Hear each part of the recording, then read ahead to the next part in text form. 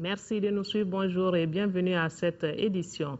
Série d'audiences accordée hier par le président de la République par intérim, Dioncounda Traoré a successivement reçu une délégation d'officiers supérieurs du Nigeria, du Burkina Faso et l'ambassadeur du Nigeria. Les entretiens ont porté sur la libération des régions du nord du Mali et le déploiement des forces de la MISMA. Mahamadou Doumbia pour le compte rendu. Le président de la République par intérim, Dioncounda Traoré, a reçu en audience plusieurs personnalités diplomatiques et militaires. La première délégation a été celle conduite par le général de division Séhou Abdul Kadir du Nigeria, qui avait à ses côtés le chef d'état-major général des armées du Mali et le représentant de la commission de la CEDEAO. Au menu de cette audience, les problèmes des régions du nord du Mali et l'arrivée des forces de la MISMA. Le président de la République nous a fait l'honneur de recevoir le commandant de la troupe de la MISMA, le général-major Abdou Kadir, qui est du Nigeria, comme vous le savez, et avec son adjoint, le général Garba, qui est du Niger. Pour l'instant, les choses se passent assez bien. Nous travaillons ensemble en parfaite coordination et avec le commandant des forces Serval. Chaque fois qu'il y a les planifications, les collègues tiennent compte de mes soucis. Et surtout, même ces déploiements qu'il vient de dire tout de suite au niveau de Banamba, donc pour les troupes nigérianes, et au niveau de Markala pour les troupes du Burkina Faso, et au niveau de Sévaré pour les troupes du Togo. C'est nous-mêmes, forces armées maliennes, qui leur avons demandé, il faut qu'ils mettent des troupes à ces points. Et chaque fois qu'il y a une mission à faire, que ce soit de jour comme de nuit, on planifie ensemble. Et en ce moment, tout ce qui se passe sur le terrain, nous sommes au courant, ensemble, au même moment. En deuxième lieu, c'est l'ambassadeur de la République fédérale du Nigeria qui a été reçu par le président de la République par intérim. Il était venu apporter son soutien indéfectible à notre pays. Le fait que les troupes de la CEDEAO viennent ici aider le Mali dans sa lutte, c'est comme venir aider un frère. Et ce qui touche à l'un d'entre nous, donc c'est comme ça touche à tout le monde. Et c'est le groupe qui se trouve au nord, principalement le Moujao, à cause même de la signification du mot même, donc à l'intention d'étendre son islam à travers toute la sous-région. Le Nigeria est déjà devenu une victime. Donc le Nigeria fait face aux mêmes problèmes que l'on voit ici actuellement au Mali. Donc l'intervention de la CEDEAO, c'est venir sauver et se sauver elle-même des dévastations qui peuvent survenir dans de pareilles situations. Ces audiences rappellent une fois de plus le souci constant des pays amis décidés à sortir notre pays de ce bourbier imposé par des terroristes. Et dans le même registre, cet engagement du gouvernement, le Mali en guerre contre les terroristes, le gouvernement réitère de façon solennelle son engagement à respecter les droits de l'homme et le droit international humanitaire. Déclaration rendue publique hier par le ministre de l'Économie, des Finances et du Budget, représentant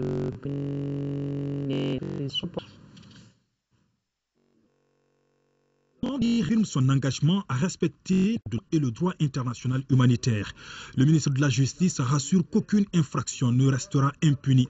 Pour faire face à la situation, la justice jouera pleinement son rôle, indique Malik Koulibaly. Le garde des Sceaux a saisi cette opportunité pour présenter les mesures prises par son département contre les actes d'atteinte aux droits de l'homme et contre l'impunité. 1. La saisine de la Cour pénale internationale. 2. La saisine de la Chambre criminelle de la Cour suprême. 3. L'édition d'une lettre circulaire relative aux mesures de prise en charge juridique des cas de victimes des exactions suite à la crise du nord de notre pays. 4. Le communiqué du procureur général près la Cour d'appel est relatif à l'arrêt de la Cour suprême sur la désignation du tribunal de la commune 3. 5.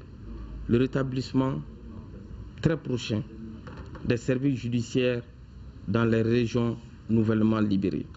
Le ministre de la Défense et des anciens combattants était également présent pour rappeler aux soldats les bonnes conduites sur le terrain. Le général Yamoussa Kamara estime que les forces de défense et de sécurité sont et resteront engagées à respecter les principes fondamentaux et les obligations du droit international humanitaire.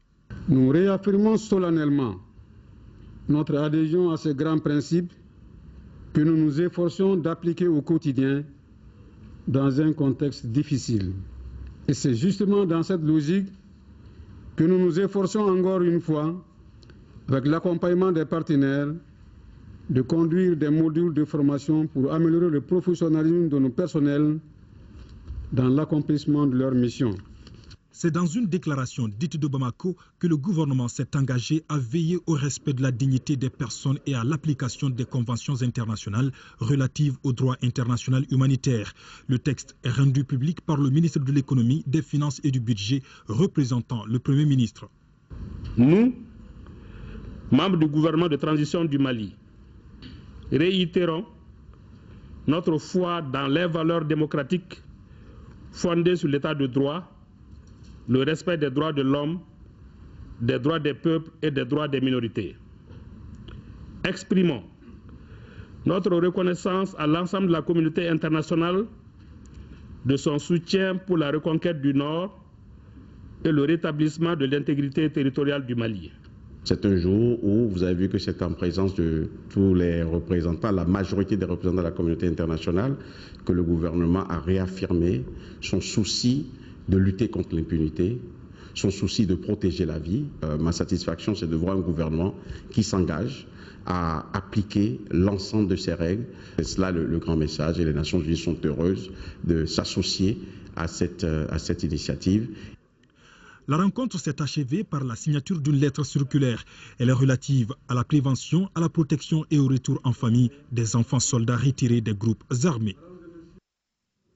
Une importante saisie d'armes et de munitions à Djabali, les forces armées maliennes ont mis la main sur 2 camions chargés d'armes et de munitions abandonnés par les terroristes au cours de leur fuite. Ces 2 camions ont été acheminés au camp militaire de Djabali et c'est ce que nous dit un de nos correspondants à Ségou, Kandesila. C'est suite à une patrouille militaire aux environs de la forêt de Ouagadou, à 75 km de Djabali, que ces 2 camions ont été retrouvés. 2 camions remplis de moyens logistiques abandonnés par les djihadistes dans leur débandade. Les véhicules remorqués jusqu'à Djabali contenaient des armes, des munitions de tout acabit, des roquettes, mais également une quantité importante de carburant. Ce camion constituait la logistique de l'ennemi. Dans le camion, il y avait du carburant, à peu près plus de 3000 litres d'essence et des motos pour les éclairer au cours de leurs opérations, avec beaucoup de munitions et de l'armement. C'est les munitions des armes lourdes, particulièrement 14,5, 12,7 et PKM. Et avec les munitions de BM21 et les 2 obus de mortier 60 et 82. Selon le lieutenant-colonel Sokoba, cette action a été rendue possible grâce à une synergie d'action entre ces hommes sur le terrain et les populations de la localité. Une occasion pour le responsable militaire d'appeler ces populations à encore plus de collaboration, mais surtout de vigilance. L'administration de retour au nord du Mali, précisément à Gao, déterminée avec ses propos, même si c'est sous les armes, nous allons reprendre le travail. Le gouverneur de Gao est déjà sur place avec l'ensemble des préfets au moment où les terroristes ont saccagé les locaux du gouvernorat. Envoyés spéciaux, Aliou Touré, Moussa Arimaïga. Nous sommes ici à l'aéroport de Gao. Entre balais d'hélicoptères et d'avions cargo stationnés, voilà l'arrivée du gouverneur de région, le général Mamadou Adama Diallo, qui retrouve ses charges après plusieurs mois d'absence, accueilli ici par le colonel-major Didier Dako, entouré des chefs militaires français de la MISMA et du maire de la ville de Gao. Avec lui, l'ensemble de son cabinet, mais aussi l'ensemble des préfets de la région pour signer le retour de l'administration en cette région et quelles que soient les nouvelles conditions de travail après le départ des pillards. La situation n'est pas du tout facile. Tout a été saccagé. Mais cependant, nous, les administrateurs, plus je veux dire aussi tous les services techniques, nous allons tout mettre en œuvre, quelles que soient les conditions, même s'il faut être sous les arbres pour pouvoir faire le travail, on n'hésitera pas du tout. Toutes les dispositions seront prises immédiatement pour que l'ensemble des services techniques soient à Gao, pour que l'ensemble des administrateurs de la région puissent se retrouver à Gao et voir comment est-ce qu'il faut administrer. Après l'aéroport, cap sur la ville de Gao, où les communautés d'usage le conduisent dans une structure hôtelière pour un échange direct avec les autorités militaires maliennes, françaises de la MISMA, avant de découvrir, en compagnie de la presse également, ce qui reste des locaux de sa résidence et du gouvernorat pillé par les terroristes. Une visite guidée qui atteste des ruines laissées par les terroristes dans un vandalisme hors pair qui les honore.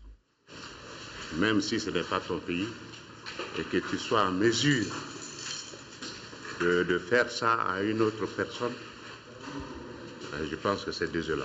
C'était la résidence. Vous voyez?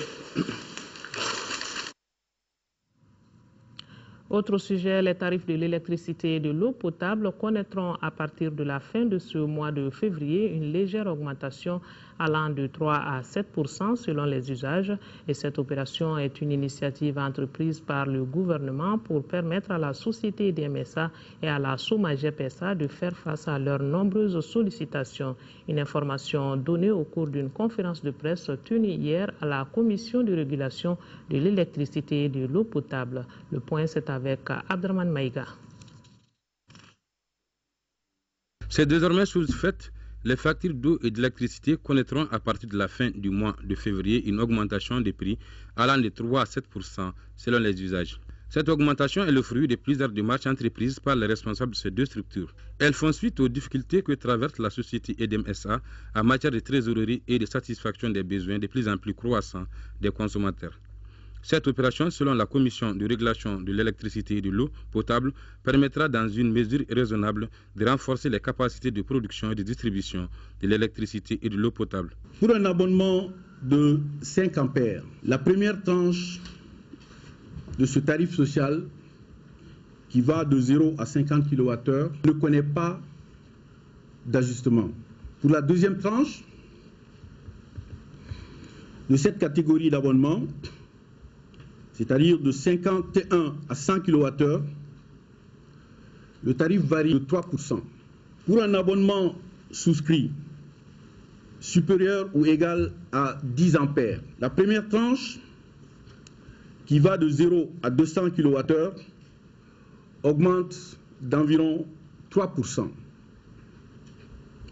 La deuxième tranche du tarif normal augmente d'environ 5%. Pour ce qui concerne les tarifs industriels, ainsi que le tarif éclairage public, l'ajustement appliqué est de l'ordre de 7%. Si pour le secteur de l'électricité, cette augmentation concerne les prix, par contre au niveau de l'eau potable, les tarifs restent inchangés. Seule la plage de la tranche sociale est ramenée à 10 mètres cubes au lieu de 20 mètres cubes par mois. À travers cette augmentation, la Commission de régulation de l'électricité et de l'eau potable ambitionne de contribuer au rétablissement de l'équilibre d'exploitation des opérateurs de ces deux secteurs. Pour une application correcte de la présente décision qui a pris effet depuis le 1er février 2013, vos factures d'eau et d'électricité connaîtront un léger retard d'un mois. Cependant, il faut certes bien gérer les ressources en eau afin d'éviter d'éventuelles surprises.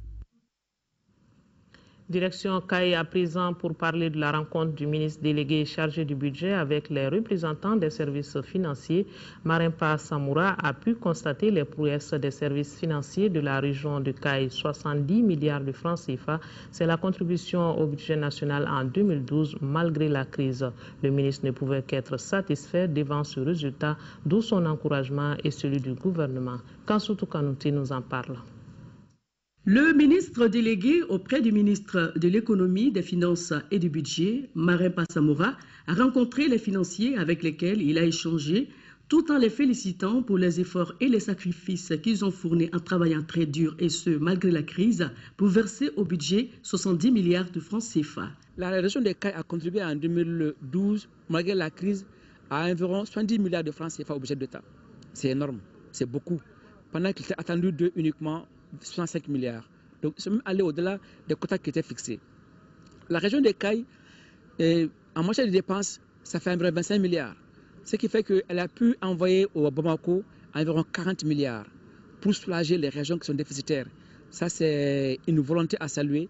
Ça, c'est un résultat qui est à féliciter. Mais aussi, nous les invitons à encore plus d'efforts pour que l'année prochaine, au lieu de 70 milliards, pourquoi pas à 140 milliards. Dans la mesure où le pays vit une guerre. Qui dit guerre, dit argent. Il faut de l'argent pour la guerre. Le ministre, accompagné d'une forte délégation, a visité les directions régionales du Trésor, des impôts, de la douane et des marchés publics. Tous ces services financiers ont mis à profit cette visite du ministre pour évoquer leurs difficultés. Difficultés qui ont pour nom manque de ressources humaines, de matériel roulant, de groupes électrogènes pour faire face aux coupures intempestives d'électricité, la lenteur des autorités sénégalaises pour l'aménagement d'un bureau de douane sur l'axe Dakar-Kenyeba-Bamako. La partie malienne a déjà eu un financement à hauteur de 500 millions de francs CFA pour l'aménagement de ce bureau de douane. Le ministre a pris bonne note de ces doléances tout en exhortant les services à s'investir pour obtenir des résultats meilleurs à ceux de 2012. Et c'est la fin de ce journal. Aoué Touré sera là à 18h et 20h pour les éditions du soir. Merci de nous avoir prêté attention. Très bonne journée de vendredi.